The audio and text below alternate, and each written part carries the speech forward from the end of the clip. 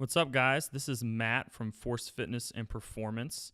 I'm here today to talk with you about the Living Lean Blueprint, a presentation I gave this past weekend at Force Fitness's 5-year anniversary. We had a great turnout, but I know that we had some members who couldn't make it, and so this is for you guys so that you can participate as well in the discussion that we had, and I hope that you get something out of this. We'll probably be presenting this in 3 different parts so that we can kind of divide it up and make sure that you guys have enough time to digest it all. And here we go. So the focus of today is going to be eating healthy on a budget, which is one of the biggest concerns we have when people talk about making these lifestyle changes and moving towards more whole foods and fresh local foods. But before we get into that, I want to kind of set up a framework to maybe help you think about nutrition and your place, how nutrition plays a role in your life in a different way. So here we can see genotype and environment. So all of us, we usually or commonly think about ourselves as being unique because of the genes that make up our body, right? Genes that make up our DNA and our structure. However, we also need to take into account our environment because our genes react to our environment and they can be turned on and off based on these different environmental cues. When our genotype reacts to our environmental cues, we get what's called our phenotype. And phenotype is nothing more than the expression of our genetic makeup based on our environments. And you can kind of think of your genes are nothing but probabilities that are turned on and off by these different environmental cues. So your phenotype is what makes you, you. It is nature and nurture combined. And why this becomes important is because now we can look at the different environments that our bodies are exposed to. And we can look at this in terms of internal environments and external environments. So your internal environments are going to be things like your different hormone levels, the energy balance, whether or not you are in a negative energy state where you're spending more energy than you're consuming, or in a positive energy state where you're the other way around. The level of inflammation in your tissues, joint, potentially gut, your microbiome, so all the different bacteria that make up that are in your intestines, in your gut. This is called the human microbiome, and it is also can be very unique and individual based on what you've been exposed to and maybe how many bouts of antibiotics you've had to go on. So this is also going to be very unique and create an environment that your body will react to. And also your body specs, so stuff like height, weight, body temperature, blood pH levels. There's so many different little things that go into that internal environment. And then our external environment, I think of these in broad strokes. So we have our movement environment. What does your movement look like throughout the day? If I had to step back and just take a 10,000-foot view of your movement, are you sitting a lot and then standing and walking to a car and sitting some more and then going to your desk and sitting some more? What are the different types of movements that you experience most often throughout your day? Okay, or maybe how your environment limits or promotes different movements. Your sleep and stress environment. We can look at this as to how your quality of sleep is, as well as what does your environment look like when you set up for sleep? Is your room dark, cool? Is there a lot of noise? Is it a stressful environment to get into? Is it a place where you can relax? And then your stress environment. What's going on with work? What's going on with your girlfriend? What's going on with your money situation? What's going on with your workouts? Are your workouts causing too much stress to your body right now? Or too little? There's so many different factors in those two things alone, sleep and stress, that we could talk about in an entirely different time. We have our social environment, the people around us. If you guys you might have heard this before, but there's a saying that you are the sum of the 5 people you're closest with. And so if you think about the 5 people you're closest with and you look at their personalities and their tendencies, that's probably going to be a pretty good approximation of what your tendencies are. So who we surround ourselves with matters. And we also pick up environmental cues from those around us.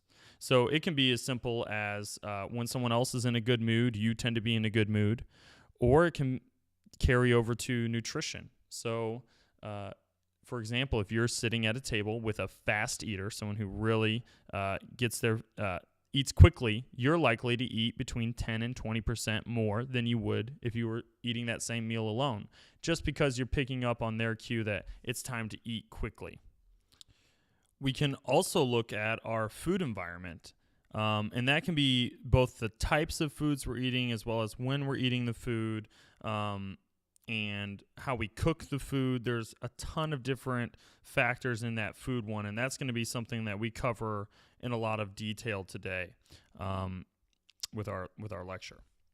But one thing I really want you to take note of here is that we have our internal environments and our external environments, but I really can't modify my internal environment just through sheer power of will. I mean, I might be able to increase my heart rate or decrease my heart rate just by thinking about it. It could change my breathing or maybe my stress a little bit, but I'm not going to be able to change how quickly my metabolism uses energy just by thinking about it.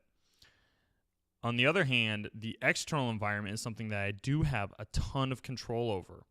And it's kind of interesting to think about. We may be the first and only animal that is so easily manipulated and change the environment in which we live.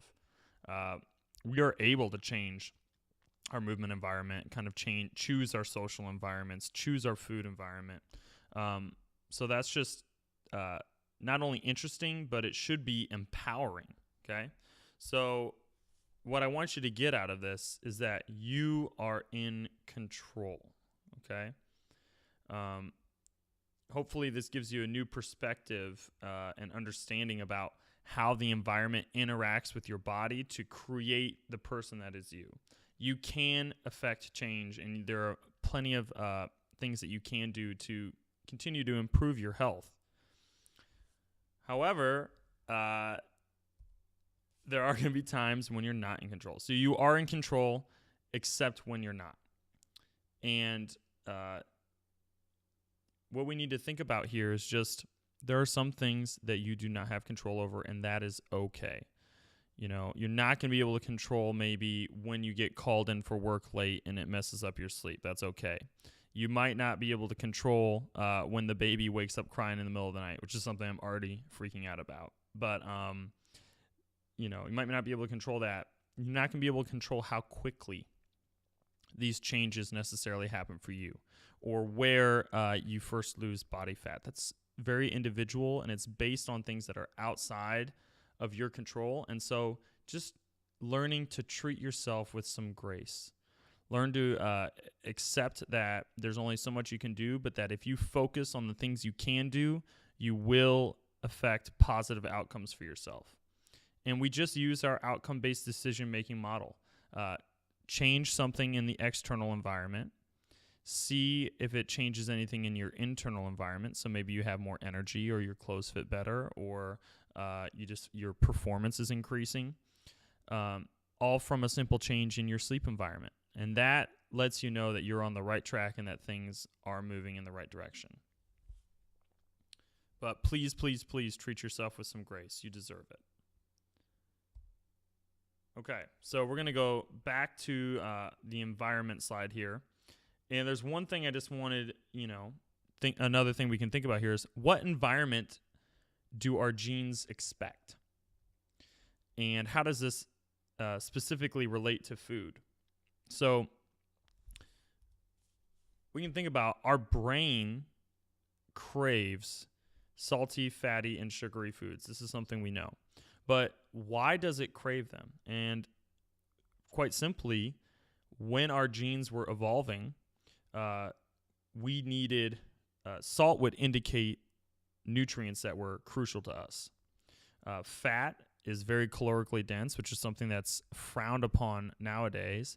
But in reality, that would have been a very valuable caloric reserve for us.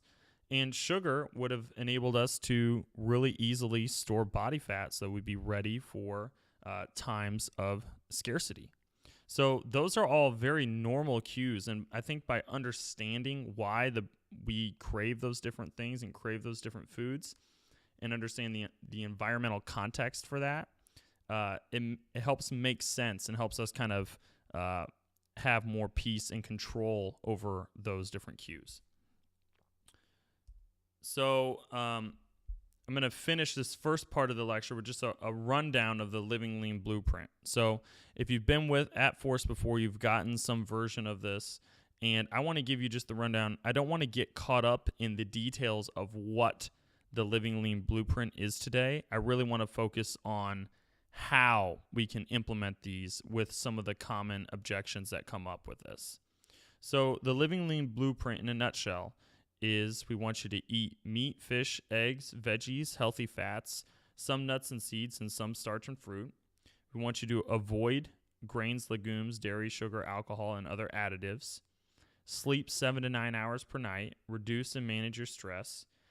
Exercise intensely 2 to 3 times a week, and walk a ton. If we can get those things down, 95% of the health issues that you're having can be solved. Just right there, just with that quick rundown.